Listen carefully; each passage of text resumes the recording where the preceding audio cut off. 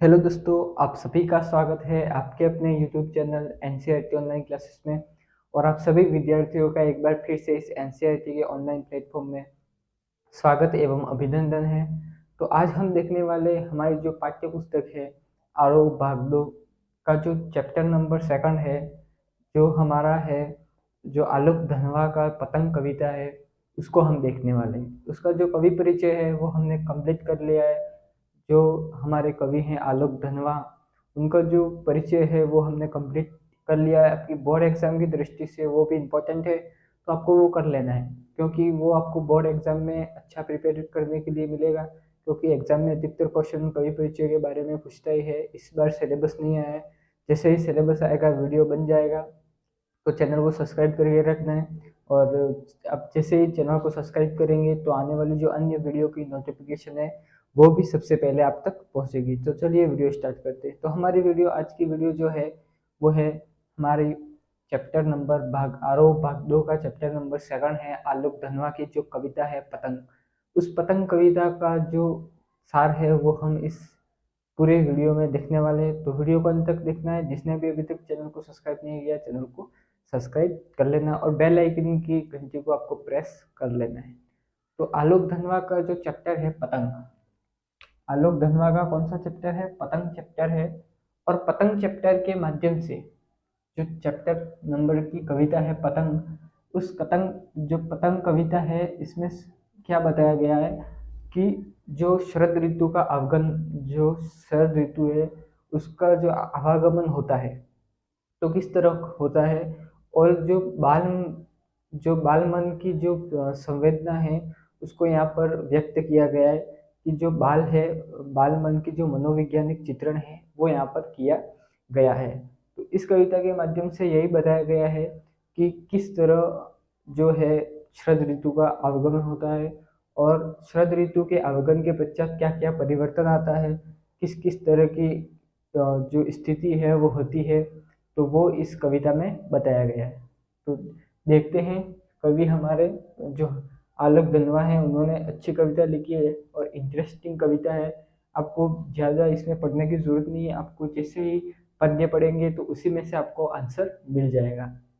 तो यहाँ पर पतंग कविता है, उस पतंग कविता में यहाँ पर पहले बताया गया है कि सबसे तेज बौछारें गई भादो गया। सबसे तेज क्या ये बौछारें गई का मतलब जो है, कवि कहते हैं इसमें कि जो बरसात ऋतु है इसमें क्या हुआ था, अधिक बरसात पर जो है बौछारें पड़ रही है। बरसात ऋतु में अधिक जो वर्षा है वो गिर रही है और गिरने के पश्चात क्या चला गया, भादो गया। भादो का मतलब जो भादो का मास है, क्या है, भाद मास। जो भादों का मास है वो क्या हो गया है, चला गया है। और भादों का मास चले जाते ही किसका यहाँ पर आवागमन हो रहा है? तो यहाँ पर आवागमन हो रहा है आपका शरद ऋतु का आपका आवागमन हो रहा है। तो जैसे ही सवेरा हुआ तो सवेरा दूसरे ऋतु का हुआ, शरद ऋतु का जो है आवागमन यहाँ पर हुआ है। तो शरद ऋतु का जैसे आवागमन हुआ, यहाँ पर प्रकृति में परिवर्तन आया। और प्रकृति में परिवर्तन आया और सूर्य जो है वो किसके समान, सूर्य जो है शरद ऋतु का जो नया सूर्य है वो यहाँ पर चमक रहा है। और खरगोश की आंखों जैसा लाल सवेरा, कि जो सूर्य है वो खरगोश की आंखों जैसा लाल, और धरती पर वातावरण जो है वो लाल, खरगोश खरगोश की आंखों जैसा लाल जो है वो सवेरा यहाँ पर दिखने को मिल रहा है। और शरद ऋतु जो आया और फूलों को पार करते हुए अपनी नई चमकीली साइकिल तेज चलाते हुए, और इस आवागमन के पश्चात मानवीकरण की ओर बढ़ते हुए कवि ने कहा है कि यहाँ पर अपनी नई साइकिल, जो चमकीली साइकिल थी, उन्होंने शरद ऋतु के आगमन के पश्चात अपनी जो नई साइकिल तेज चलाते हुए, कवि जो आलोक धनवा थे उन्होंने बताया कि कवि कहते हैं कि मानवीकरण के अनुसार कि अपनी नई कविता साइकिल तेज चलाते हुए, और साइकिल तेज चलाते हुए, घंटी बजाते हुए, जोर जोर से चमकीले इशारों से बुलाते हुए। और जब वह साइकिल पर तेज चलाते हुए जा रहे हैं और घंटी बजाते हुए जोर जोर से चमकीले इशारों से बुलाते हैं पतंग उड़ाने वाले बच्चों के झुंड में। और शरद ऋतु आया और फूलों को पार करते हुए और अपनी चमकीली साइकिल पर चलते हुए और घंटी जोर जोर बजाते हुए और चमकीले इशारों से और जोर जोर घंटी जोर जोर बजाते हुए किसको बुला रहे हैं, तो पतंग उड़ाने वाले बच्चों को या झुंड को बुला रहे हैं। और चमकीले इशारों से बुलाते हुए पतंग उड़ने वाले बच्चों को। तो यहाँ पर कवि चमकीले इशारों से किसको बुला रहे हैं, जो पतंग उड़ाने वाले बच्चे हैं उनको यहाँ पर बुला बुला रहे हैं। और चमकीले इशारों से बुलाते हुए और आकाश को इतना मुलायम बनाते हैं कि पतंग ऊपर उड़ सके। और यहाँ पर चमकीले इशारों से बुलाते हुए किसको बुला रहे हैं, और आकाश को इतना मुलायम बताते हुए। तो यहाँ पर आपका जो आकाश है शरद ऋतु के जो आवागमन होता है, और शरद ऋतु के आवागमन के पश्चात यहाँ पर जो है जो आकाश है वो आकाश को इतना मुलायम बताते हुए कि शरद ऋतु का आवागमन कितना जो है मनमोहन है और कितना सुंदर है।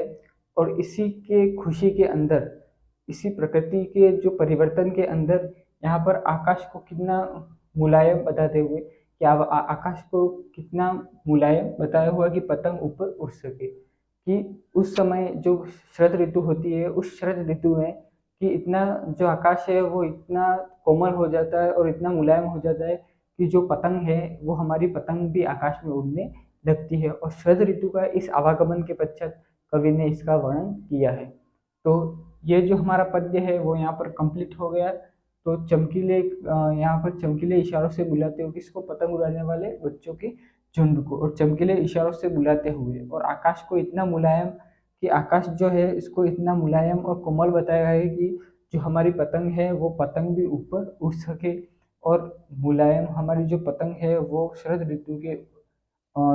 ऋतु के आगमन के पश्चात जो पतंग है वो ऊपर उड़ती है।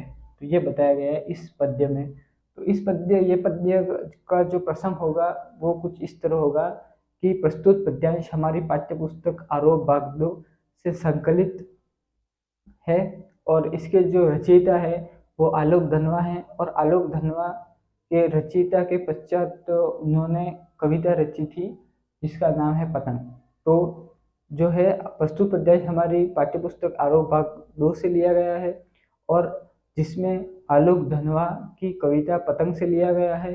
और इसमें जो है इसका जो मुख्य उद्देश्य यह है कि जो यहाँ पर शरद ऋतु का जो आवागमन होता है, उसका जो परिवर्तन होता है, उसका वर्णन कवि ने इस पद्य में किया है। तो ये आपका जो प्रसंग हो जाएगा। उस व्याख्या में इसका जो मैंने बताया पूरा कंप्लीट है वो आपको व्याख्या में लिखना है।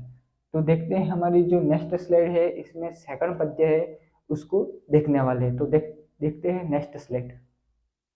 तो नेक्स्ट स्लाइड में सेकंड पद है और सेकंड पद हमारा इम्पोर्टेंट है, तो इसको देखते हैं।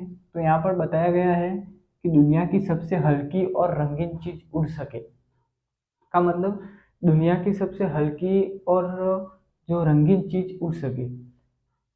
यहाँ पर बताया गया है कि दुनिया की सबसे पतली कमानी उड़ सके, बांस की सबसे पतली कमानी उड़ सके, कि शुरू हो सके सीढ़ियों की किलकारियों और तितलियों की इतनी नाजुक दुनिया।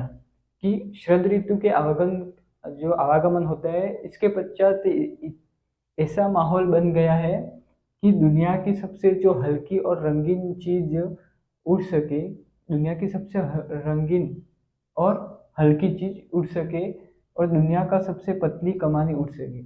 यानी दुनिया की जो हल्की और रंगीन चीज उड़ सके, यानी जो बांस की बनी हुई और दुनिया की सबसे बड़ी कागज की जो पतली कागज की बनी और बांस के जो टहनियों से बनी जो पतंग है वो उड़ती है, और बांस की सबसे पतली कमानी उड़ सके। का मतलब बांस की जो डलियां होती है उससे बनी जो पतंग है वह बनती है, और वहाँ पर इसकी दुनिया की सबसे बड़ी पतली कागज पतली कागज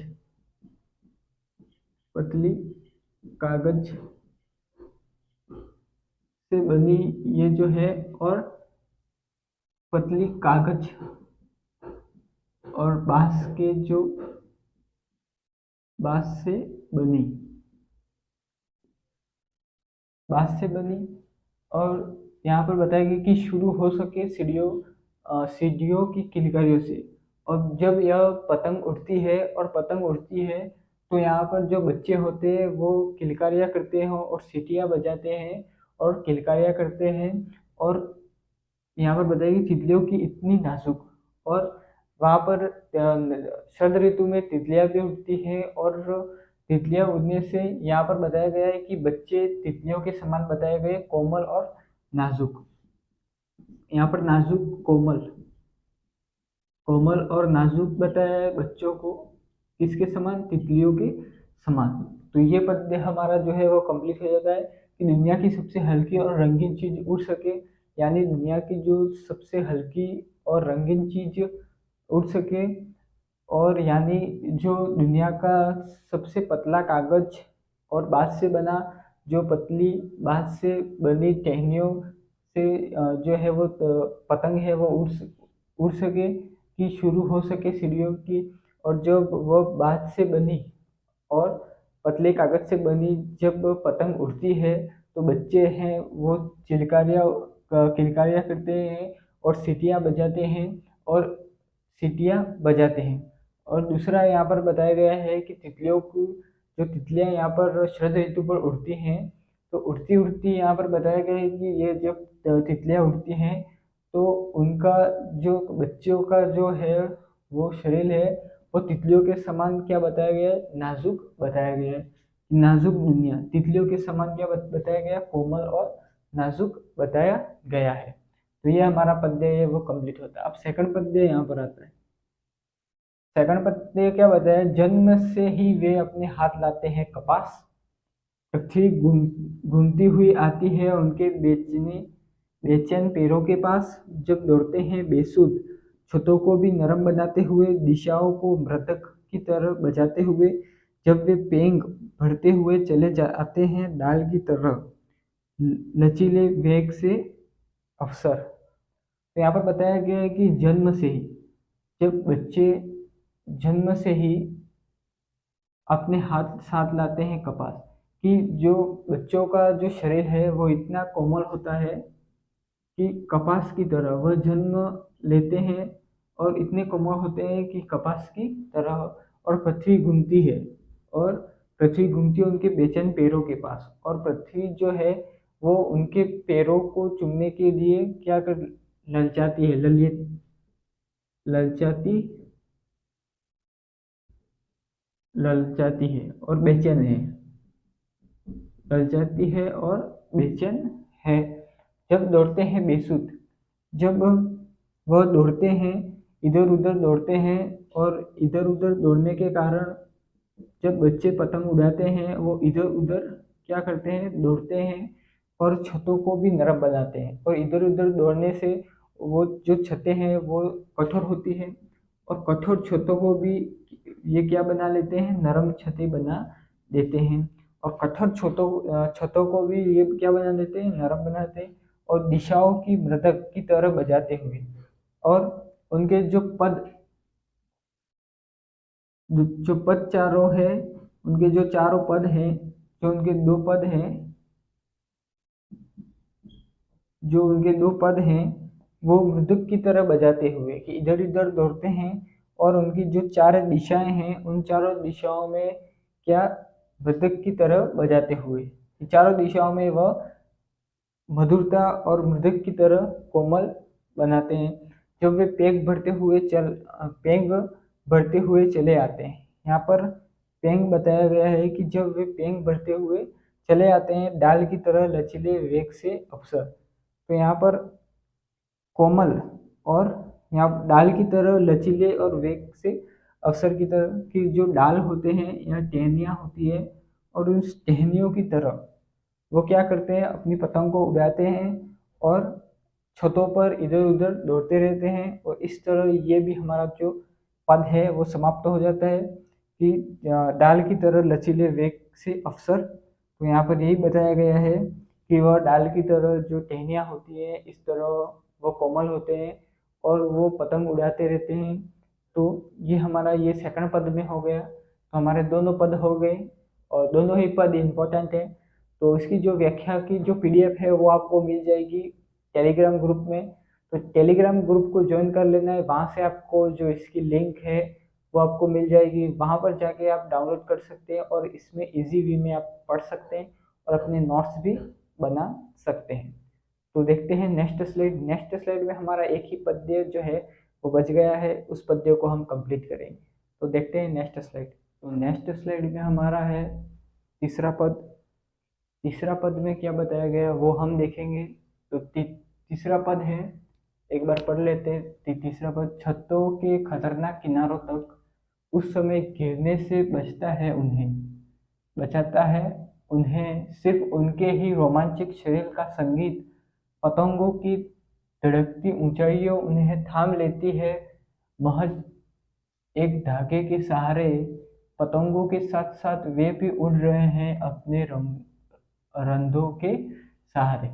तो यहाँ पर बताया गया है कि जो बच्चे हैं वो पतंग उड़ाते हैं और पतंग जो है पतंग उड़ाते उड़ाते वो ऐसे खतरनाक जगहों पर आ जाते हैं जहाँ छतों के जो किनारे जो खतरनाक जगहों पर आ जाते हैं और वह क्या करते हैं, खतरनाक जगहों पर आ जाते हैं और वह पतंग उड़ाने में इतने रोमांचक हो जाते हैं कि जो वहाँ पर छतों के किनारे पर आ जाते हैं और उन्हें जो बचाने कोई आता नहीं है और बचाने के लिए उनका जो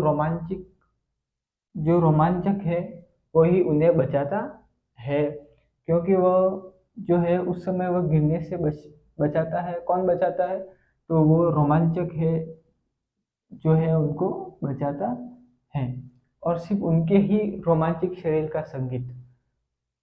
पतंगों की धड़कती ऊंचाइयों उन्हें थाम लेती है महज एक धागे के सहारे।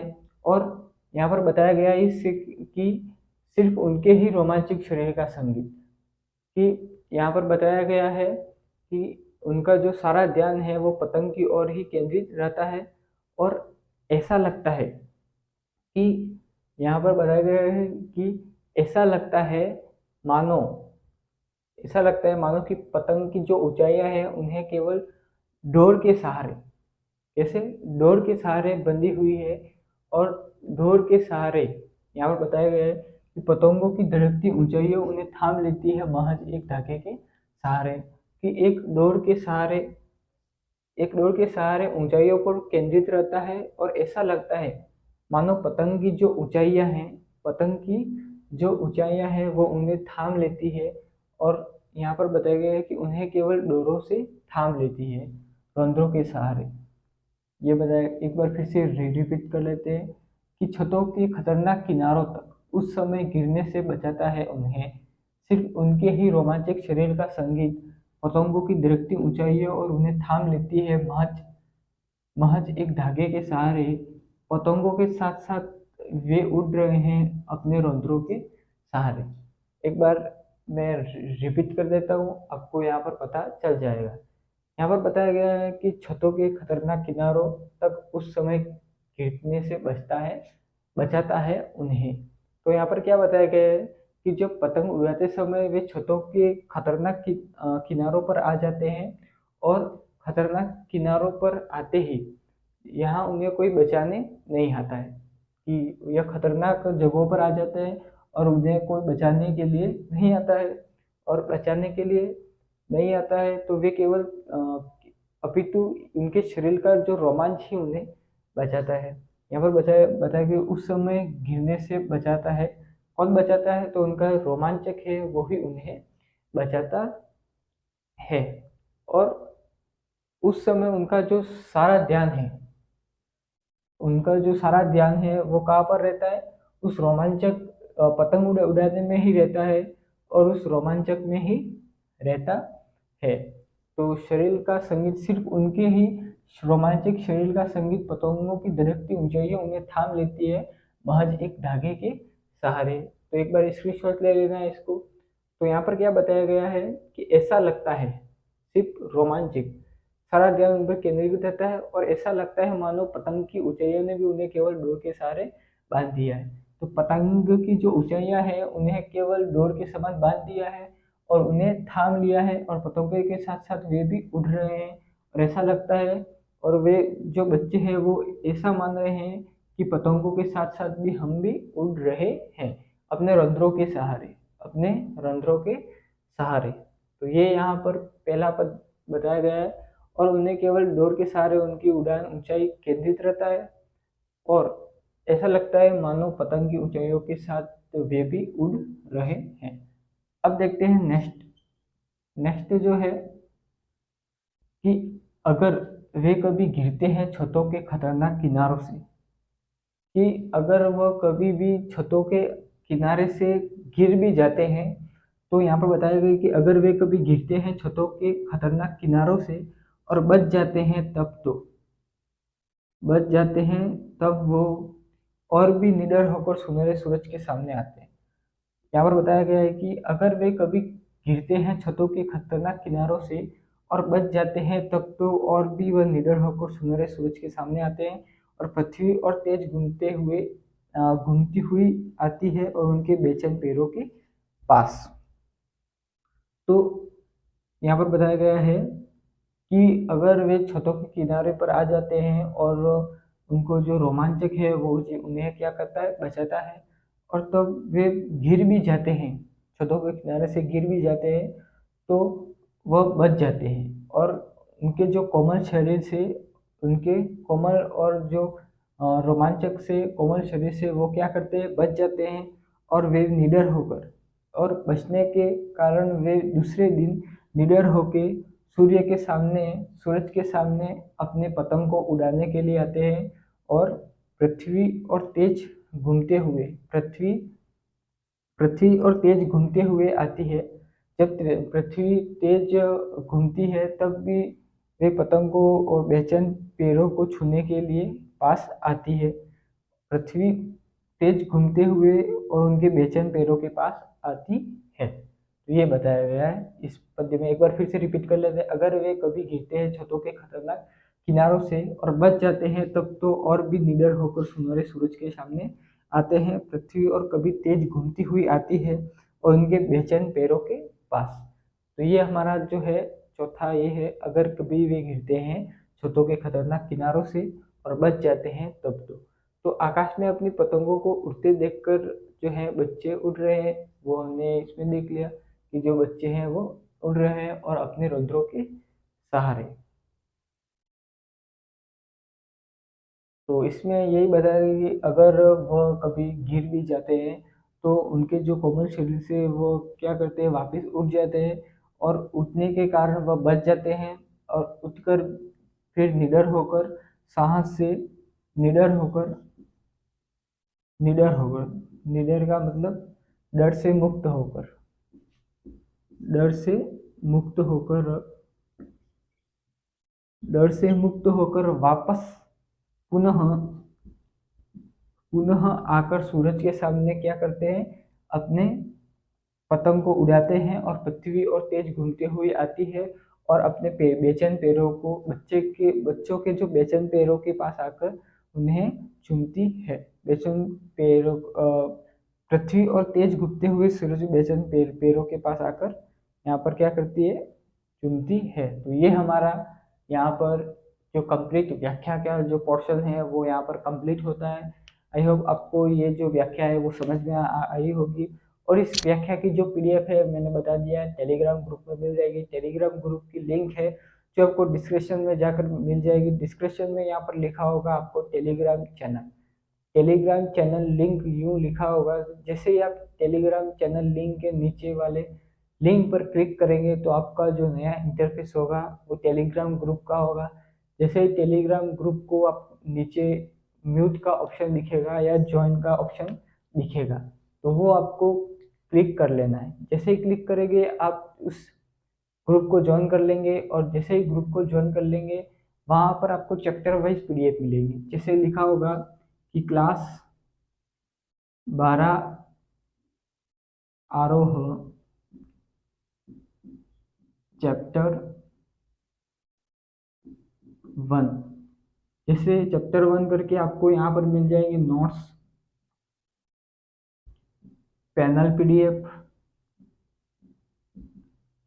पैनल पीडीएफ, इसके बाद टेस्ट सीरीज,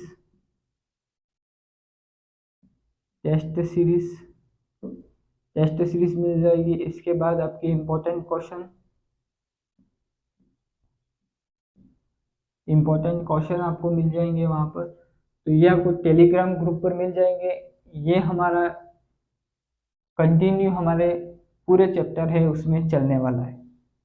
और एक इसमें एक और जुड़ेगा, वो है वीकली टेस्ट। जो वीकली टेस्ट है सीरीज है वो भी इसमें चलने वाली है। तो ये आपका जो है वो हर चैप्टर में होने वाला है।